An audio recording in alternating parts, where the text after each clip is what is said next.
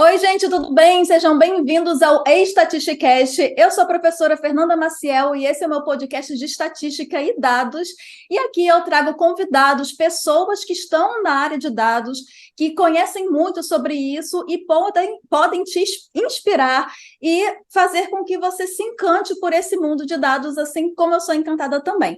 O convidado de hoje é o Bruno Damasio, que é um nome aí no Brasil da psicometria e está aqui para falar sobre essa área para vocês. Bruno, seja muito bem-vindo ao Statisticast e agora, com as suas palavras, se apresente aí para o pessoal. Fernanda, muitíssimo obrigado pelo convite. É um prazer enorme estar aqui, pessoal. Espero que a gente possa bater um papo, né, aí falando um pouco sobre psicometria, estatística, análise de dados. Eu trabalho com psicometria, né? Psicometria é uma área de pesquisa quantitativa associada à pesquisa com seres humanos. Então, eu venho trabalhando nessa área aí desde aproximadamente 2007. E é isso que eu venho fazendo da minha vida profissional, né? Fui professor universitário por muitos anos, fui professor da UFRJ por 8 anos, trabalhando especificamente com pesquisa quantitativa com seres humanos. Depois eu resolvi montar uma formação em análise de dados em psicometria para pesquisadores, e é isso, né? O meu objetivo hoje, meu trabalho hoje é auxiliar pessoas a se desenvolverem nessa área, né? De análise de dados específicas para pesquisas com seres humanos. Então, fala de você, Bruno. Como que você começou a sua carreira? Você sempre trabalhou com dados? Você sempre gostou de dados? Como é que você começou para ser essa pessoa que você é hoje? Perfeito. Então, eu sou psicólogo, né? Então, assim, a minha formação, ela é psicologia. Daqui a pouco a gente vai falar um pouco sobre isso. A psicometria, ela tem uma relação muito grande, né, com a psicologia, e eu entrei, na verdade, na psicologia sem saber que eu gostava tanto de pesquisa quantitativa assim.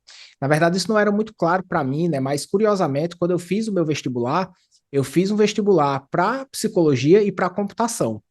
E aí eu não passei em computação, eu tinha um irmão, né, que já trabalhava com computação, então eu já tinha ali um pouco de proximidade com esse mundo, né, sabia que tinha muita matemática envolvida, né, a depender da área estatística também, tinha, enfim, programação, mas beleza, né, fui para psicologia, e quando eu comecei a estudar psicologia, eu comecei a ficar meio angustiado ao longo da formação, porque não tinha absolutamente nenhuma área prática que eu gostasse de atuar, né? Então, tive experiência com psicologia clínica, não gostava, psicologia escolar, educacional também não me interessava, psicologia organizacional também não. E isso foi me deixando meio angustiado ali com o passar do tempo, né? Porque afinal de contas eu estava me formando numa profissão que eu não me via atuando. Até que eu tive a felicidade, né, ali por volta de mais ou menos o sétimo semestre, de ser convidado para uma iniciação científica. E aí foi o meu primeiro contato, né, com pesquisa quantitativa. Então, a gente começou a trabalhar ali, né, com o desenvolvimento de instrumentos, com associação entre variáveis, testes de diferença de grupos. E aí, quando eu me envolvi com essa área de pesquisa quantitativa, eu literalmente me achei, né? Caramba, é isso que eu quero fazer aqui para o resto da minha vida. Eu tive muita clareza ali, né, desde o primeiro momento que eu ia querer me tornar um pesquisador e trabalhar com análise quantitativa de dados, né? Então, passei os meus últimos 2 anos da graduação em psicologia trabalhando com isso, e logo na sequência aí eu já falei, ó, vou fazer mestrado, vou fazer doutorado, quero seguir a carreira acadêmica. Então, basicamente, assim, desde o meu sétimo semestre de graduação em psicologia, eu comecei a trabalhar com pesquisa quantitativa. Então, isso se deu ali por volta mais ou menos de 2007. Então, já se vão aí quase 16 anos focados exclusivamente nisso, né? Então, decidi sair, né, da Paraíba, que era onde eu morava, né? Eu sou de uma cidade chamada Campina Grande, para fazer o meu mestrado aqui em Porto Alegre, que é onde eu moro hoje, né? A gente tem um programa aqui em Porto Alegre, que é um programa nota 7 na CAPES, né? Um programa muito reconhecido. E eu literalmente assim atravessei o país para me desenvolver em pesquisa com ênfase em análise quantitativa de dados, né? Então eu fiz meu mestrado e doutorado em psicologia, mas sempre com ênfase em psicometria. Eu achei interessante, então, até você ter essa matéria da iniciação científica, você não teve contato com dados. Então, não há, dentro da faculdade de psicologia, uma matéria de psicometria? Então, na verdade, a depender da graduação, sim, né? Existem hoje em dia, né? Existem vários cursos de psicologia que têm a disciplina de psicometria como uma das disciplinas da grade curricular, mas eu não tive. Eu não tive, né? Então, assim, hoje em dia eu nem sei te dizer, né, se dentro das disciplinas é uma disciplina obrigatória, mas na minha época não era, né? Então, assim, a gente teve uma disciplina de estatística, mas mesmo assim, essa disciplina de estatística na época ela não foi uma disciplina que foi muito aplicada de modo a dizer assim, cara, isso aqui me encantou, né? Então, assim, eu tive realmente esse encantamento quando eu fui para a minha primeira iniciação científica, né?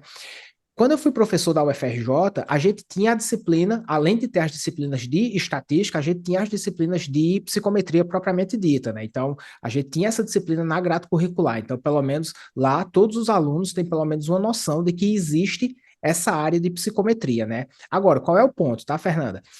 Embora a psicometria ela tenha uma relação com a psicologia, o Conselho Federal de Psicologia não reconhece a psicometria como sendo uma área própria, entende? E Uhum. aí tem uma série de questões aí, porque provavelmente por causa disso, nem todos os cursos de graduação têm a disciplina de psicometria propriamente dita, e eventualmente, né, se você quiser trabalhar com psicometria, e a gente pode falar um pouco mais sobre isso depois, você não precisa necessariamente ser um psicólogo, entendeu? Legalmente falando, você não tem essa necessidade, porque o Conselho Federal ele não reconhece a psicometria como sendo uma área própria. Olha que interessante. Mas então, foi realmente uma sorte, como você falou, né, de ter caído nessa iniciação científica e ter gostado. E realmente tem alguns cursos universitários que têm ali uma disciplina de estatística, mas não tem muita conexão com a área. O aluno ele não tem uma visão do que ele pode fazer. Eu lembro quando eu estava na faculdade de estatística, eu fui monitora de um professor que dava a matéria de estatística para biologia, se eu não me engano, era alguma área da saúde. E Uhum. eu era monitora e os exemplos eram assim, estatística descritiva, tal, mas era muito estatística. Eu ficava assim, mas será que o pessoal da biologia está entendendo como eles vão aplicar? E eu, como Sim. não era da biologia, eu também nem entendia, eu estava ali para fazer o meu papel de Aham. monitora. Então não tem Sim. muita essa conexão, né? Exato, exato. Mas aí você faz isso na psicometria online. Então vamos falar, esse é o seu curso, né? A psicometria online, aliás, não é nem só um curso, né? Acho que é uma escola ou quase uma instituição. Fala um pouquinho sobre isso e por que que você fundou? Como que teve essa ideia assim, tá? Agora é isso que eu quero ensinar. E Uhum. de professor universitário, o que que aconteceu? Aham, legal. Então, durante 8 anos, né, como eu te falei, eu fui professor da UFRJ. Ali eu fiquei de 2013 até 2020. E aí toda essa carreira acadêmica tradicional, né, de professor de graduação, professor de pós-graduação, orientador de mestrado, doutorado, iniciação científica, chefe de departamento, toda essa carreira acadêmica tradicional, eu segui trabalhando especificamente com psicometria, né? Então isso é bem legal, assim, porque isso é uma coisa que eu não posso me queixar, né? Tem, às vezes, algumas pessoas elas têm uma formação, mas entram na universidade e acabam precisando meio que se adaptar às exigências do cargo, né? Sei lá, você é formado numa área, mas tem que dar aula em outras áreas, né? Dar outras disciplinas que você não domina tanto. Então, eu tive muita sorte nisso, né? Porque lá na UFRJ, a gente tem, curiosamente, a gente tem um departamento de psicometria dentro do curso de psicologia. Então, é muito raro a gente ter isso, né? Então, todas as disciplinas de análise de dados ficavam dentro do departamento. Então, eu nunca precisei fazer nada diferente daquilo que eu tinha me formado para fazer. Então, isso sempre foi muito bom. Só que chegou um momento que eu senti que eu queria mais, né? Por alguns motivos pessoais, alguns motivos profissionais. Então, eu não sou, né, do Rio, eu sou paraibano, né? Como eu te falei, minha esposa é gaúcha. A gente morava no Rio e a gente não tinha família lá. Então, chegou um momento que a gente começou a sentir um pouco de falta, né, de pessoas próximas, né, de familiares ali. Então, a gente sabia, né, que ficar no Rio era uma questão passageira, né? A gente iria sair dali em algum momento. E em termos profissionais, eu também sempre tive a sensação de que, embora o professor universitário ele é extremamente necessário, é extremamente importante, a gente acaba tendo um impacto muito limitado naquele local que a gente atua, né? Então, isso para mim sempre me chamou a atenção, né? Eu me lembro que quando eu estava na graduação, que eu decidi fazer mestrado, fazer doutorado, eu precisei atravessar o país, né? Eu precisei sair, precisei viajar para muito longe para ter uma formação de ponta. E eu sabia, né, na verdade, que nem todo mundo tem essa disponibilidade, nem todo mundo tem condições de simplesmente largar tudo, atravessar o país e buscar uma formação, né? E era muito curioso, né, porque lá na UFRJ tinha pessoas que vinham de outras universidades para assistir aula lá, como aluno especial, tinha gente que vinha de algumas cidades próximas, Niterói, Macaé, e eu ficava pensando assim, caramba, essas pessoas elas estão aqui próximas, elas podem vir, tem pessoas que são da própria universidade que podem vir assistir aula aqui, mas eu tenho certeza absoluta que tem gente lá em uma cidade do interior que está completamente longe de grandes centros, que tem muita vontade de aprender, tem muita vontade de se desenvolver, e a ideia, né, então, de sair, de deixar de ser um professor em um único local para montar uma escola online, ela tem muito relação com isso, né, com essa vontade de possibilitar que as pessoas tenham acesso à formação independente do local que elas estejam, né? Então, isso fala muito da minha história, né? Porque em momento algum eu me arrependi de ter atravessado o país para buscar a minha formação, mas é muito caro, né? Porque toda a minha família, ainda hoje em dia, né, mora lá, né? Meus irmãos, minha mãe, todos os meus primos, meus tios. Então, muitas vezes, né, essa saída tem um preço muito caro, né? E a minha ideia é, né, ajudar pesquisadores a, enfim, terem uma formação independente de onde eles estejam. Isso ficou muito mais claro depois do Covid, né? Que a gente aprendeu a usar o digital e aprender online, ficar em casa e assistir online. Mas quando você estava com essa ideia, né, de criar um curso, uma formação, não tinha muito essa clareza mundial, né? Que o futuro Uhum. era online, né? E é o que você falou. Tanta gente tem essa limitação geográfica e gostaria de aprender e não tem essa possibilidade. E você estava ali tentando entregar um conteúdo que também, pelo visto, é limitado, afinal, nem o Conselho de Psicologia reconhece, né? Exato. Em relação a essa questão da área, né, eu acho que vale a pena a gente tentar explicar um pouquinho, né, então, o que é a psicometria, é da psicologia ou não é. E, inclusive, porque a psicometria tem muita relação com estatística, né, então, o que é psicometria? A psicometria, se a gente for olhar, né, a etimologia da palavra vem de mensuração, né, metria de aspectos psicológicos, né? Então, a psicologia, enquanto ciência, ela surge muito da psicometria, né, de uma tentativa de mensurar fenômenos psicológicos.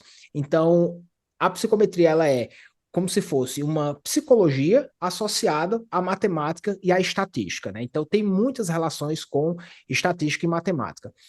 Boa parte dos métodos, né, que são desenvolvidos pela psicometria são desenvolvidos por estatísticos, são desenvolvidos por matemáticos e são desenvolvidos por psicólogos que têm uma ampla formação, também amplos conhecimentos em estatística e matemática, né? Então, existe uma série de procedimentos de análise de dados, né? Uma série de procedimentos de técnicas que são desenvolvidas especificamente para a gente tentar mensurar esses fenômenos psicológicos.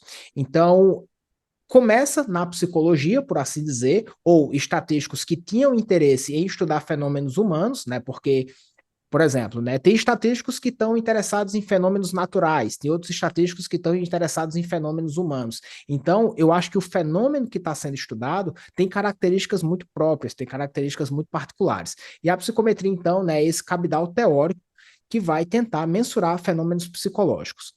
Bem, a psicometria, então, ela meio que se divide em dois grandes blocos. O primeiro é o bloco que, né, que a gente chama de psicometria pura, que são o desenvolvimento dos procedimentos de análise de dados, né? Então, por exemplo, a gente está falando de mensuração de fenômenos psicológicos, tem uma técnica que é muito utilizada, que é análise fatorial. Né? Então, análise fatorial, você pega um questionário, você vai entender como é que os itens daquele questionário eles se agrupam, o que é que esse agrupamento significa. Então, tem toda uma lógica teórica, né, por trás disso. Só que esses procedimentos de análise de dados, eles vão melhorando, eles vão avançando com o passar do tempo. Então, a psicometria pura, as pessoas que trabalham nisso, elas estão melhorando as estatísticas, estão melhorando os algoritmos, estão melhorando, enfim, né, todos os procedimentos dos cálculos, né, referente a esses métodos. E tem a psicometria aplicada, que é você pegar o que as pessoas desenvolvem e aplicar na sua pesquisa do seu dia a dia, né? Então, por exemplo, eu sou um pesquisador da psicometria aplicada e eu estou desenvolvendo um novo instrumento de depressão.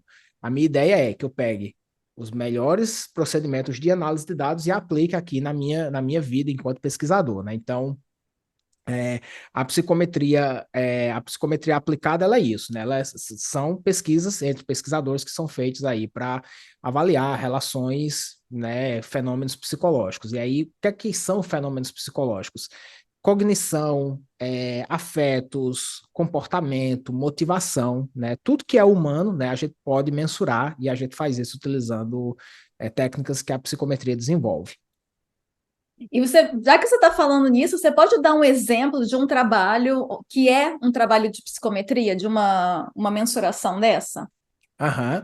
Então, eu acho que essa tua pergunta ela é bem interessante até para a gente tentar, em certa medida, diferenciar um pouco, né, o que é a psicometria e o que é a estatística ou a bioestatística aplicada, né? Então, assim, quando a gente utiliza, né, a psicometria nas nossas pesquisas, em certa medida, ela parece muito com a bioestatística, que a gente utiliza em várias outras disciplinas, né? Então, por exemplo, testes comuns, né, que são utilizados ANOVA, testes de regressão, regressão logística, regressão linear, tudo isso a gente também utiliza na psicometria, mas tem uma característica que talvez seja a característica que mais diferencia, né, a psicometria enquanto área da bioestatística no geral, que é a parte de construção de instrumentos, né? Porque assim, quando a gente vai mensurar fenômenos psicológicos, boa parte desses fenômenos psicológicos eles são mensurados por meio de questionários, escalas, inventários, e a gente precisa, então, né, ter um cabedal teórico muito forte para a gente, por exemplo, primeiro, saber o que é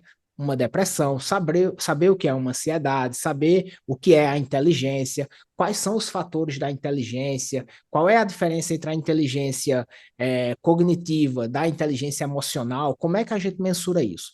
Então, a gente tem uma parte importantíssima da psicometria, que é criar esses instrumentos e, entre aspas, né, mostrar, provar por A mais B que esses instrumentos eles medem o que eles se propõem a medir, né? Que isso é uma definição clássica de validade, né? Ó, se eu estou criando aqui uma escala de depressão, eu preciso atestar de fato, né, que essa escala mede depressão.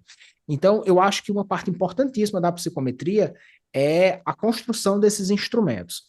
Depois que a gente tem bons instrumentos validados, bons instrumentos criados, aí a gente utiliza esses instrumentos para fazer testes de hipóteses. E aí é onde a psicometria se encaixa com a estatística tradicional, né, com a bioestatística. Então, por exemplo, o que, que são testes de hipóteses utilizando pesquisa com seres humanos?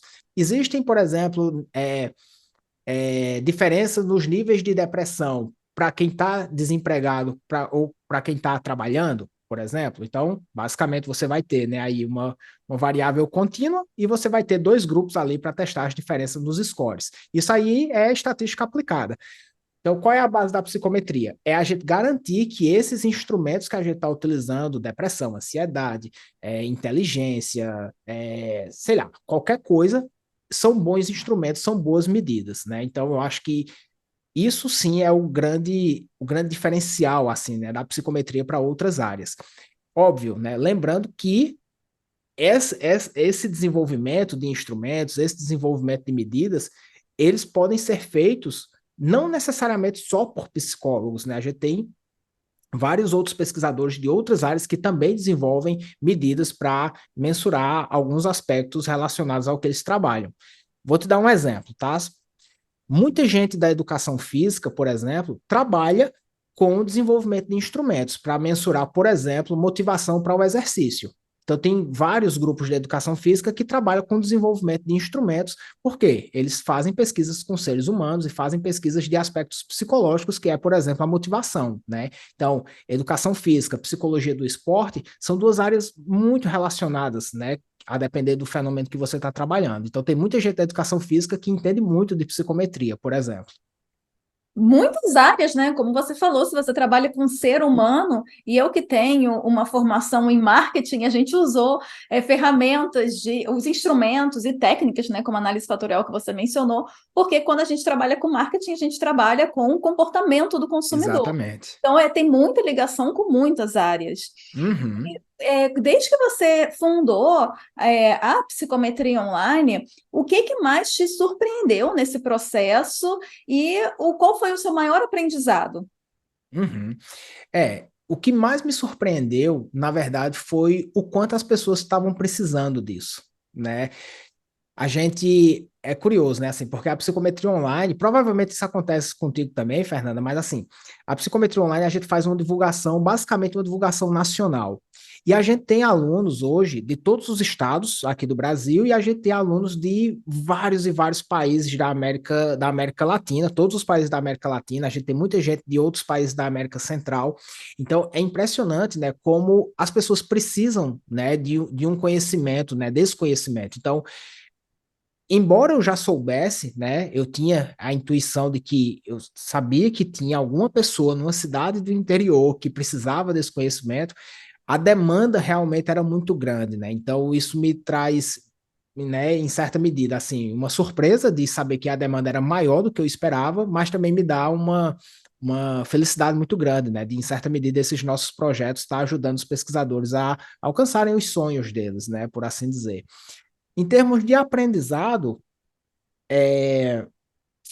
enfim, eu acho que tem aprendizados de negócio, né? Porque quando a gente está na academia, a gente não pensa muito, né, em como é que a gente monta um negócio, mas em termos de aprendizado para psicometria propriamente dito, né, para para a aplicação desses pesquisadores, eu acho que fica muito claro para mim que muitas vezes essas pessoas elas precisam de algo muito mais prático do que meramente teórico, né? Então, assim, eu busco muito ter uma formação onde eu diga assim, olha, isso aqui é de pesquisador para pesquisador. Aqui você vai aprender coisas apenas o que você vai utilizar na criação dos seus artigos, na elaboração do seu projeto. Então eu foquei muito, né, em trazer uma formação que literalmente a gente só vai aprender o que a gente usa no nosso dia a dia de pesquisa.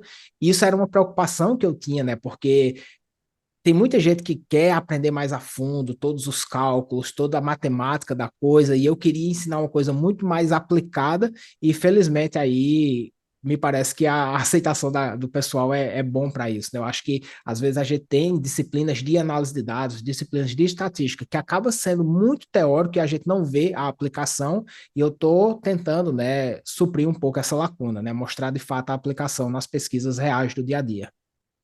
Em universidades, né, em formações formais, digamos assim, é exatamente teórico.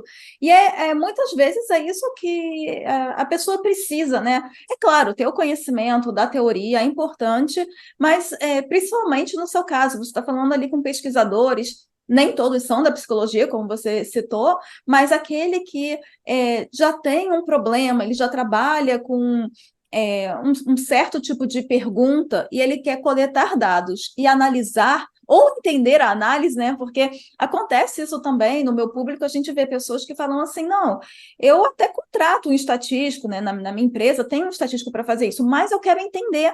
Eu quero Aham, poder olhar a tabela e ler essa tabela, né? Porque é como se fosse outra língua. exato, exatamente. Então E é tem isso uma. que eles buscam, né? Essa parte de, não, eu quero, como é que faz? Uhum. E particularmente assim, isso é uma das coisas que eu bato muito, né, Ale? Eu converso muito com as pessoas que me acompanham, né, da importância de você saber análise de dados, sabe? Porque assim, as pessoas, basicamente, né, o meu público-alvo ali são estudantes de graduação, mestrado e doutorado, né? Então a gente vai ter ali o público de pessoas que querem seguir a carreira acadêmica e pessoas que eventualmente querem se tornar consultores em análise de dados, né? Eu meio que incentivo um pouco esses dois públicos.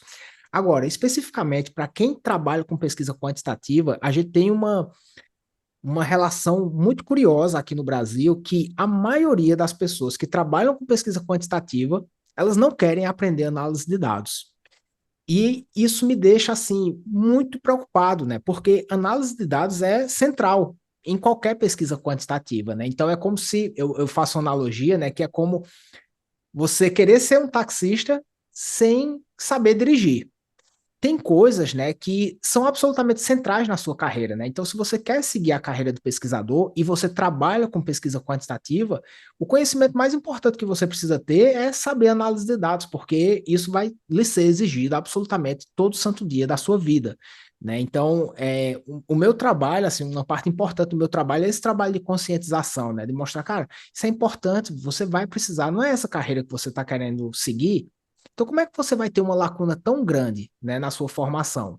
Você literalmente explicitar que você não quer aprender algo que você vai precisar todo dia, né? Eu acho que é uma limitação muito grande, né? E eu incentivo muito, né, os alunos que trabalham com pesquisa quantitativa de desenvolverem esse diferencial, né? Porque como é um conhecimento que muita gente precisa e poucas pessoas têm, na hora que você desenvolve isso, você vai se tornar um pesquisador com um diferencial gritante, gritante. E aí explode oportunidades na sua carreira, né? Tanto acadêmica quanto financeira.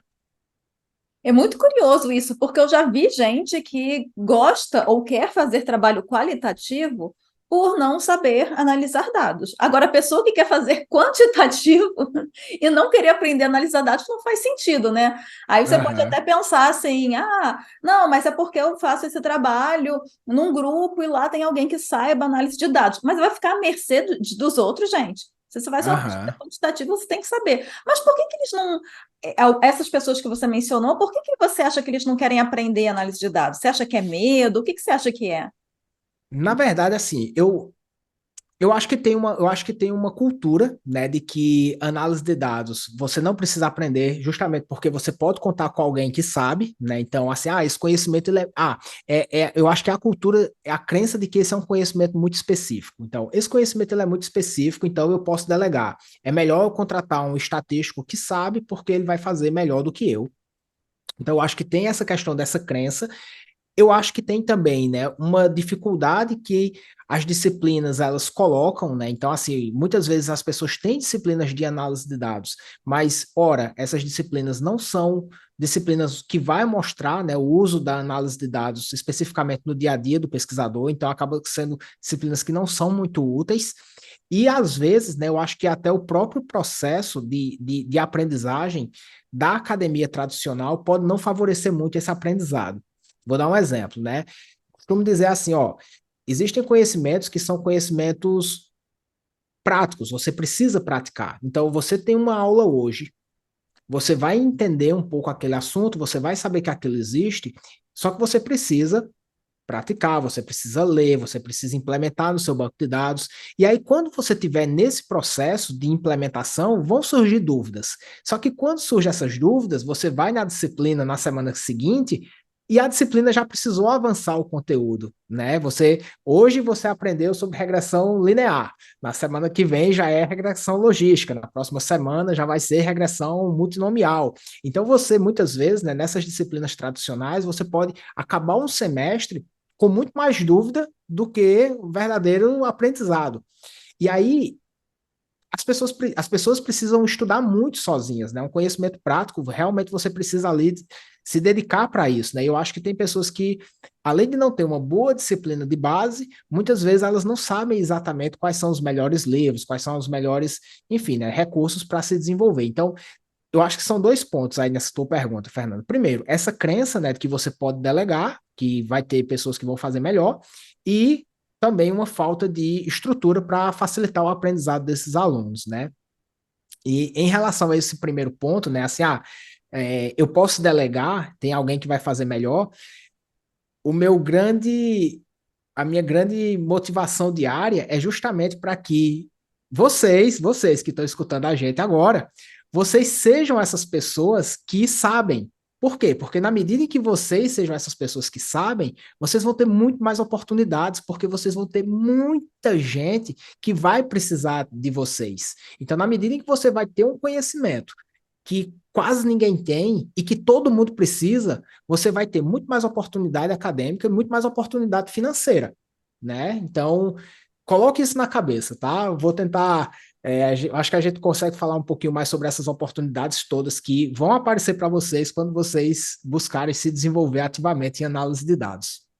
E sem contar que se você for essa pessoa com essa habilidade, né, com esse conhecimento, você ainda tem o conhecimento dentro da sua área de trabalho, né? Porque você pode contratar um estatístico, tem aquela pessoa super teórica, ela tá ali, ela faz um teste para você, mas ela também não entende da psicologia, e aí ela não vai saber Uhum, interpretar. E ela joga uma tabela para você, joga uns resultados. E aí você vai fazer o que com aquilo? Você também não sabe ler a tabela, não entendeu do teste, não tem uma conversa ali, né? uhum. Você tendo esse conhecimento, você mesmo faz a ponte que você precisa, não é isso? Exatamente, exatamente. Eu acho que Hoje em dia, né? Hoje em dia eu acho que isso é inclusive uma coisa que eu tenho gostado muito, assim, é que eu tenho visto cada vez mais os consultores em análise de dados preocupados com a área, preocupados em entender um pouco os dados para que o procedimento de análise de dados e a devolutiva para o cliente faça sentido. Então, hoje em dia, a gente tem excelentes consultores que já estão um pouco mais preocupados com isso. Antigamente, não. Antigamente, realmente, assim, as pessoas faziam a análise e simplesmente entregavam a saída, né, o output da análise para o cliente ficava ali perdido sem saber o que fazer com aquilo. Hoje em dia eu acho que esse cenário de consultoria em análise de dados está melhorando, isso é bem legal. De todo modo, você, sim, primeiro, né, quando você contrata alguém, no meu ponto de vista, tá? Quando você contrata alguém, você, primeiro, vai estar pagando caro por um serviço extremamente especializado, você não vai estar desenvolvendo essa autonomia, né, essa independência no longo prazo, e se você trabalha com pesquisa quantitativa, você vai seguir essa carreira no longo prazo, isso vai ser lhe solicitado o tempo inteiro, né? Então você vai continuar nessa dependência por anos e anos e anos. E eu acho que mesmo que você contrate uma pessoa que faça um excelente trabalho, eu acho que essa ponte entre toda a parte da fundamentação teórica, toda a sua teoria, depois, né, a forma como você coletou os dados, as suas perguntas de pesquisa, eu acho que mesmo que você contrate alguém para fazer essas análises de dados aqui, eu acho que fica um certo buraco negro. Você fica meio inseguro. Será que eu explorei tudo que eu poderia?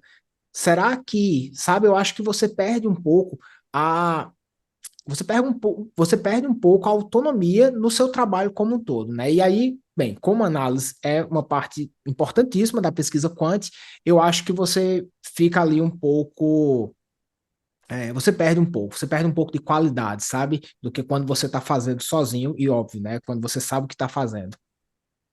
E uma pessoa que queira aprender, né, análise de dados para suas pesquisas, ou uma pessoa que queira até aprender análise de dados para ser essa pessoa de referência que a gente está conversando, né, Uhum. prestar consultoria, por exemplo, o que que essa pessoa deve fazer? Por onde começar? Bem, se você está interessado, né, em psicometria propriamente dito, eu acho que são duas coisas, né, assim, que a gente precisa entender. Primeiro é a parte teórica da psicometria, né? Por exemplo, né, a psicometria, como eu falei, ela trabalha com fenômenos psicológicos, né? Então, fenômenos psicológicos são mensuráveis? Isso, por exemplo, é uma grande questão dentro da própria psicologia, né? Tem muita gente que diz que não, que há subjetividade, não tem como a gente mensurar, não tem como a gente utilizar, né, essa lógica científica positivista e etc e tal, mas existe uma grande área, né, aí de desenvolvimento de técnicas e procedimentos para isso, né? Então, assim, se você quiser entender um pouco, né, a psicometria teórica, né, todo esse cabedal teórico que mostra, né, como é que a gente mensura fenômenos psicológicos, a gente tem excelentes livros aqui no Brasil, né? Tem um livro chamado Psicometria do Cláudio Rutz, que é um livro muito bom que vai apresentar um pouco, né, essa base teórica. E depois, né, quando você entender essa base teórica, você quiser, por exemplo, tá desenvolvendo instrumentos, a gente tem outros dois livros aqui que eu considero muito bons aqui no Brasil. Um deles é esse aqui, que inclusive é meu, Manual de Desenvolvimento de Instrumentos Psicológicos. Ele é um livro, salvo engano, de 2020, onde a gente desenvolveu um livro especificamente para a criação de medidas. E a gente tem um outro livro, né, que é da Cristiane Fayad, do Ricardo Prime e do Maquilin, que se chama Tutoriais em Psicometria, Tutoriais em Análise de Dados Avançados aplicados à Psicometria, que é um excelente livro nacional também, que vale a pena ter, tá? Então, eu acho que estudando esses três livros, você já está muito por dentro, né, do que é a psicometria. E a gente tem, né, também um livro que particularmente eu gosto muito de indicar, que é o livro do Entfield, né? A gente tem um livro que é Descobrindo Estatística, né? E aí tem a versão Descobrindo Estatística com o SPSS, Descobrindo Estatística com o R, que é essas análises, né, mais padrão, que são aí comuns para as diferentes áreas.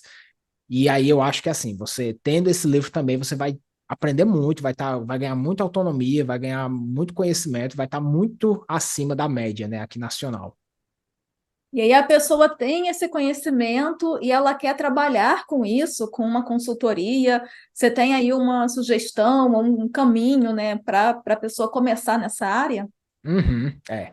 Consultoria em análise de dados, né, assim, é uma temática que eu incentivo muito, né, os alunos a começarem, né, porque, inclusive, quando eu comecei a fazer o meu mestrado, né, eu já montei uma consultoria desde muito cedo, né? Então, assim, essa parte de ganhar dinheiro com análise de dados, ela e incentivar os alunos a ganharem dinheiro com esse conhecimento também é uma coisa que faz muito parte da minha história, sabe, Fernando? Eu me lembro que quando eu comecei a estudar mais a fundo análise de dados, eu comecei a fazer muitos favores na universidade, né? Ah, me dá uma ajudinha aqui, olha meu banco, dá uma olhada aqui o que é que eu posso fazer. E eu adorava fazer isso, né? Eu adorava fazer esses favores, porque afinal de contas eu pensava, enquanto eu estou ajudando as pessoas aqui, eu estou praticando, né? Tô me desenvolvendo e tal.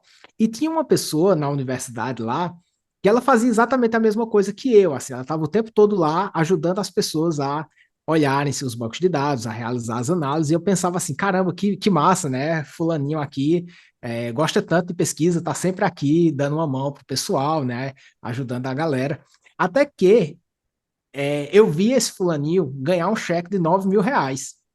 E, na verdade, esse fulaninho, ele não era um fazedor de favor, ele era um consultor profissional em análise de dados, né? Você estava E ali no quando 0800 e eu ele. estava no... Aham, exatamente, eu estava no 0800 ali, achando que eu estava, caramba, eu tô aprendendo, que legal, e ele estava lá ganhando dinheiro, né? Óbvio, ele estava certíssimo ali, estava fazendo o trabalho dele, mas aquilo ali foi uma grande, assim, abriu muito os meus olhos, né? Porque muitas vezes, primeiro, muita gente não sabe, né, que você pode ganhar um pouco de dinheiro ali com análise de dados, é, e muitas vezes tem pessoas que acham que precisam saber demais, demais, demais, demais para poder, né, começar a divulgar, né, esse trabalho. E aí, qual é a minha Mas eu tenho que recomendação, estudar tá? tudo, eu tenho que saber tudo, e não é verdade. Você pode saber algumas técnicas, é isso? Exatamente, né? Então, assim, o que é que eu recomendo? Se você está, né, querendo você primeiro, né, você precisa saber um pouco de análise de dados, obviamente, afinal de contas isso vai ser ali, né, você vai oferecer, né, prestação de serviço nisso. Agora, será que você precisa saber tanto assim? Eu costumo dizer, né, que vamos pensar numa lógica de uma escada, né? Se você está no primeiro degrau, você consegue puxar quem está no degrau zero. Se você está no segundo degrau, você consegue puxar quem está no degrau um e quem está no degrau zero. Então é óbvio que quanto mais você sabe, mais você vai ter possibilidades de ajudar muito mais gente, né, com muitos procedimentos de análise de dados. Agora, o pouquinho que você sabe, muitas vezes é muito útil para ajudar quem está precisando daquele conhecimento, né? E tem um ponto que é extremamente importante das pessoas entenderem, que é assim, se você souber muito, um nível extremamente avançado de análise de dados, muitas vezes esse nível extremamente avançado ele vai ser útil para a sua própria pesquisa, porque a maioria das pessoas estão com delineamentos metodológicos muito simples, estão precisando de coisas muito básicas, estão precisando de uma correlação, está precisando de um teste T, está precisando de uma regressão. Então, essas análises mais simples, essas análises mais básicas, ela vai ser a enorme maioria das consultorias que você vai prestar. Então, assim, ó, é antiético, as pessoas às vezes perguntam assim, Bruno, é antiético começar não sabendo tanto assim? Eu digo que não. Antiético é você pegar uma consultoria que você não sabe executar. Então, assim, como qualquer profissão, na hora que você está começando, você vai ter insegurança, você não vai saber direito, e na medida que você não sabe, o que é que você faz? Você nega. Então, por exemplo, Bruno, eu sei teste T, mas eu não sei MANOVA, por exemplo, tá? Então, se chegar uma demanda de MANOVA, você não faz, você repassa. Se você tiver tempo hábil, você estuda, se você não tiver tempo hábil, pelo menos você sabe que aquilo ali é uma demanda existente no mercado, e aí você pode, né, com o tempo, ir se aprimorando e cada vez mais ir aumentando aí o seu portfólio de possibilidades de análise, né? Então, assim, minha recomendação, né, para quem gosta da área, para quem está se desenvolvendo na área, é óbvio, né? Primeiro, tenha, né, aprenda um pouco, né, principalmente um pouco de análise de dados e um pouco de delineamento metodológico, né? Porque você não tem como separar as duas coisas, você precisa entender de método de pesquisa para, inclusive, saber quais são as análises mais adequadas para cada situação. Mas na medida em que você já tem uma certa segurança, comece, né? Você vai se desenvolvendo com o tempo. E a demanda é gigante, a demanda é gigantesca. E essa seria a minha próxima pergunta, né? Como que você enxerga esse mercado? Então, ainda tem muita demanda, não está se saturando, como é que você vê Uhum. isso? Bacana. Essa tua pergunta ela é bem legal, porque eu acho que tem algumas coisas que entram como como trends, né? Assim, né? O que é agora, né? Agora virou moda, né? Então a gente tem, né? Algumas pessoas que acham, né, que essa área de data science, inteligência artificial, isso é o grande poder e que essas estatísticas mais simples, né, as pesquisas que a gente utiliza, né, as pesquisas acadêmicas, está perdendo valor. E são duas áreas completamente diferentes, tá, pessoal? Às vezes as pessoas dizem assim, ah, Bruno, eu vou agora para a área de data science. Primeiro que é bem difícil a gente separar, né, o que é data science do que o que se faz em pesquisa científica, né? Afinal de contas, ciência de dados, ele é um termo que pode ser utilizado das mais diferentes formas, né? Engloba tudo. Mas tem muita gente que acha, né, que essas pesquisas tradicionais, essas pesquisas com seres humanos, elas estão perdendo valor, por assim dizer. Isso é um grande erro, tá? Então, vamos lá. Eu me lembro, né, que certa vez eu prestei consultoria para uma empresa que eles estavam querendo desenvolver instrumentos para mensurar aspectos relacionados à satisfação do trabalho, à felicidade, à qualidade de vida na organização. E aí, a pessoa que entrou em contato comigo, ela pediu para a gente desenvolver essa bateria, né? Ah, desenvolve aqui os instrumentos e depois, né, a minha equipe aqui de pesquisadores, eles vão realizar os procedimentos de análise de dados. Eu disse, não, legal, que bom que você já tem uma equipe interna aí. Quem é? Quem é o pessoal? Aí o cara falou, ah, eles são uma equipe de engenheiro, é uma equipe de um pessoal aqui da computação, eles trabalham aqui com toda essa parte de data science, de business intelligence aqui. Aí eu pensei, cara, ó, faz o seguinte, conversa com essas pessoas para ver se realmente elas vão ter esse know-how de analisar dados, né, que a gente precisa para a validação desse instrumento, né? Então, pergunta se eles conhecem análise fatorial, se eles entendem de análise fatorial exploratória, confirmatória, teoria de resposta ao item. E aí, 5 minutos depois, a pessoa me ligou de volta e disse assim, ó, não, realmente o meu time aqui de dados, eles não fazem ideia do que é isso, né? Ou seja, quando a gente trabalha, né, com pesquisa científica, pesquisa com seres humanos, tem muita especificidade, né? Tem muitos procedimentos que são ultra específicos, então a gente vai ter um conhecimento que outras pessoas de outras áreas que trabalham com outros tipos de dados não têm. Então, não é que uma área é melhor do que a outra, são simplesmente diferentes e têm objetos de pesquisa diferentes, tá? Então, assim, não acho que não existe demanda para isso, né? Então, onde é que eu vejo, né, as principais demandas para quem quer trabalhar com dados com pesquisa científica, né? Primeiro, a grande demanda, sem dúvida nenhuma, são mestrandos e doutorandos, né? Porque, embora, né, a gente esteja conversando aqui, falando da importância, né, de se desenvolver, de aprender, é fato que a minoria das pessoas vão realmente buscar esse conhecimento. Então, sempre vai ter muito mais gente precisando desse conhecimento do que pessoas ofertando. Inclusive, tem muita gente que sabe análise de dados e que não presta consultoria. Tem muita gente que sabe muita análise de dados, que é professor universitário e foca na formação dos alunos. Então, veja, né? A gente vai ter sempre uma demanda muito maior do que a oferta, tá? Então, assim, oferecer assessoria para mestrandos e doutorandos eu costumo dizer que é a maior oportunidade acadêmica que existe aqui no Brasil, né? Porque a demanda é muito maior do que a oferta. Depois, né, na medida em que você vai se desenvolvendo e se seu nome vai crescendo, você pode começar também a prestar consultoria para empresas, né? E aí, óbvio que essas empresas elas vão chegar para você muitas vezes, né, de acordo com o seu conhecimento em análise de dados ou também da área que você trabalha, né? Então, assim, você, por exemplo, é uma pessoa que é muito reconhecida em uma determinada área, às vezes as empresas chegam, né, querendo montar protocolos de pesquisa, montar uma bateria de investigação naquilo, né? Então, assim, na área da psicometria, né, quando a gente pensa em consultoria empresarial, consultoria para pessoa jurídica, existem muitas empresas que querem desenvolver instrumentos para mensurar aspectos da sua organização. Então, muitas empresas querem construir instrumentos para avaliar clima organizacional, para avaliar satisfação com os funcionários, para avaliar, enfim, uma série de questões, né, relacionadas aos funcionários da empresa. Tem muita empresa também, Fernanda, que quer desenvolver um programa de intervenção e avaliar os resultados, né? Então, por exemplo, eu tenho uma empresa e eu estou fazendo um programa de intervenção aqui para aumentar, por exemplo, o engajamento dos funcionários com o trabalho. Bem, se você vai fazer uma intervenção, né? Tão importante quanto a intervenção é você medir se aquilo ali deu certo.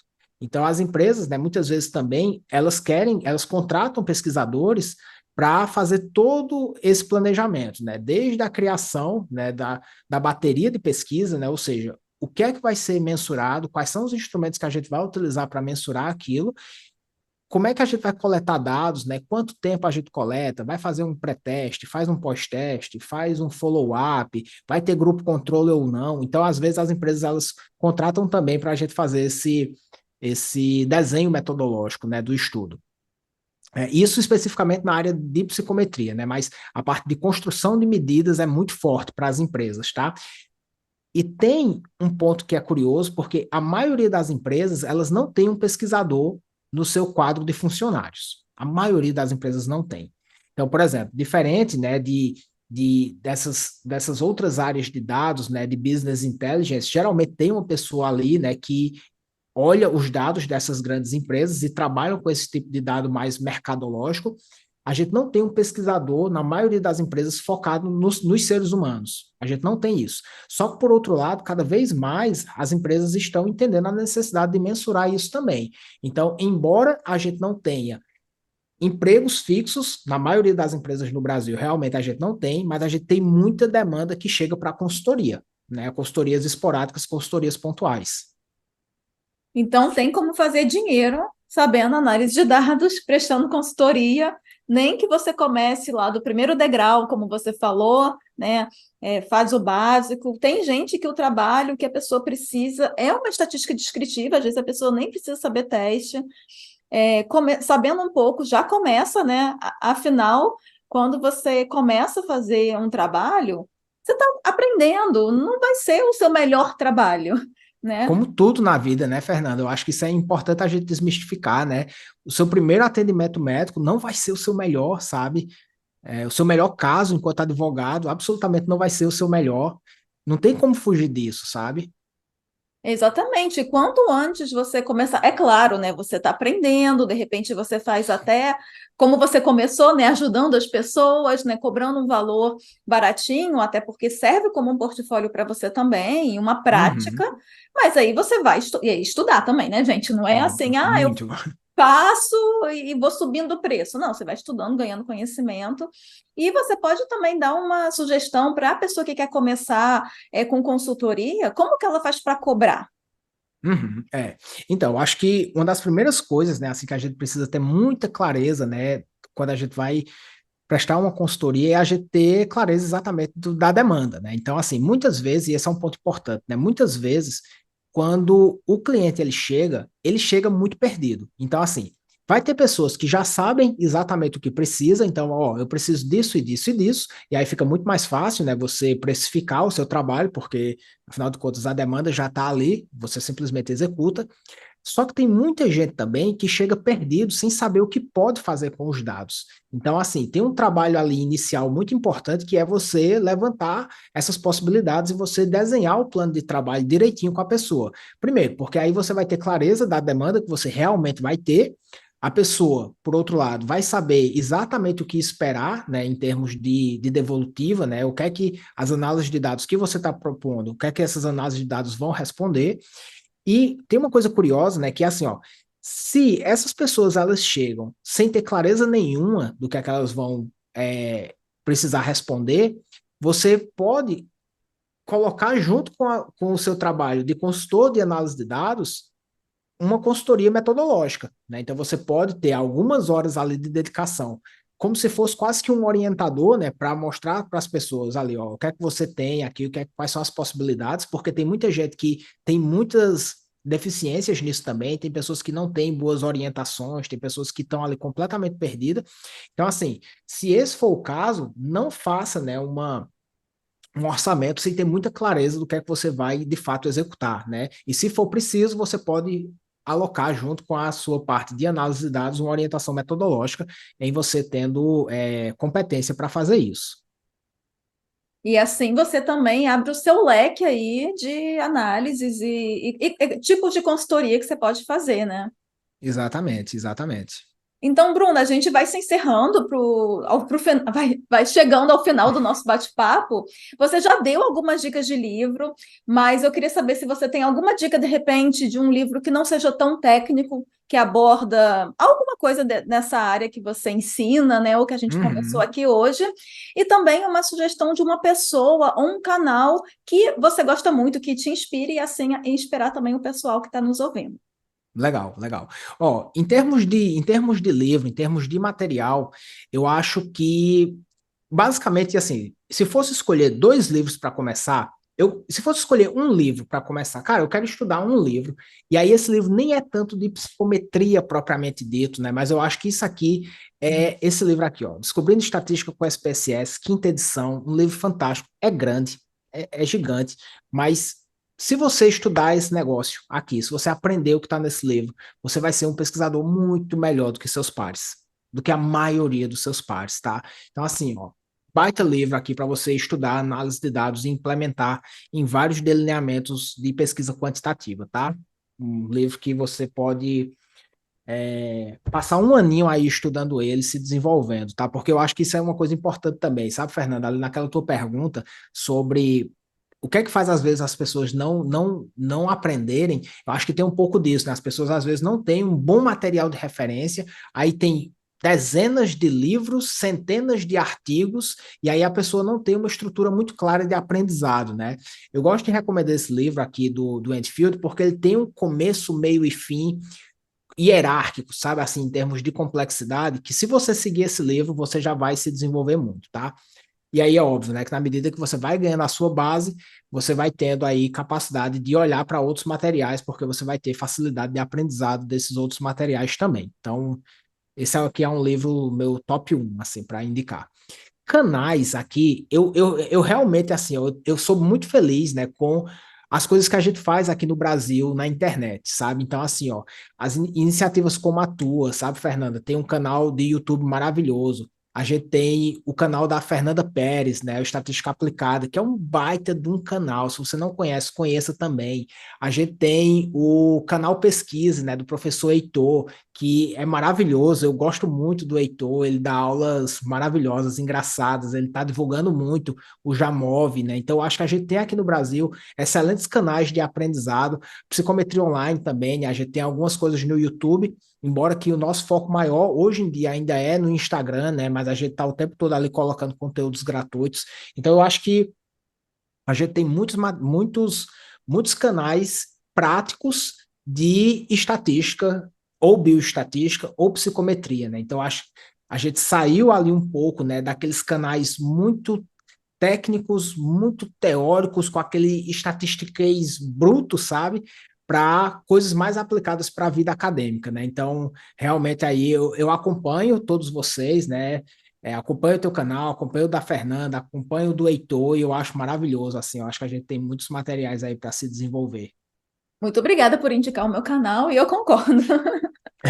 Então, agora, Bruno, é a hora do jabá. Convido o pessoal aí para conhecer o seu trabalho. Quem chegou aqui e não te conhece ainda, o seu trabalho, as suas redes sociais, fala do seu curso. Convido o pessoal aí para Uhum. te acompanhar. Obrigado pelo espaço, Fernanda. Então, pessoal, a gente tem, né, a Psicometria Online Academy, né, que é a minha formação de pesquisadores com ênfase em psicometria e análise quantitativa de dados. A gente não é focado exclusivamente em psicologia, né? Porque, inclusive, como eu falei para vocês, a parte de psicometria, né? Que é essa parte de criação, validação, desenvolvimento, adaptação de instrumentos. Realmente, ela é a psicometria e a gente tem muito sobre isso dentro da formação, mas hoje em dia a gente tem alunos de absolutamente todas as áreas das ciências humanas, sociais, da saúde, graduandos, mestrandos, doutorandos, professores universitários, pesquisadores nível um do CNPq, enfim, né? Tá todo mundo lá dentro, a gente tem dezenas de cursos, a Academy, ela não é um curso, ela é um espaço, né? Então a gente tem, literalmente hoje, a gente tem 25 cursos de análise de dados, a gente tem vários canais de suporte, enfim, é uma formação gigantesca, completa aí para quem quer seguir a carreira acadêmica, e é isso, estamos espalhados hoje em dia aí em mais de 15 países, pelo que a gente saiba, e você será muito bem-vindo ou bem-vinda. E para acompanhar o Bruno, o canal dele vai estar linkado aqui embaixo na descrição do vídeo. Você pode ir lá e conhecer o trabalho dele. Bruno, muito obrigada pela sua participação no Statisticast, por ter trazido, né, esse conhecimento, essa introdução ao que é a psicometria e como que ela está no Brasil hoje, e a necessidade de pessoas que trabalhem com dados, né, da importância de você saber dados quando você é um pesquisador, principalmente se você for um pesquisador quantitativo, e possibilidades também de fazer uma renda, né, sabendo Exatamente. analisar dados. Muito obrigada pela sua participação. Eu que agradeço, Fernanda. Muitíssimo obrigado. Um abraço. Tchauzinho.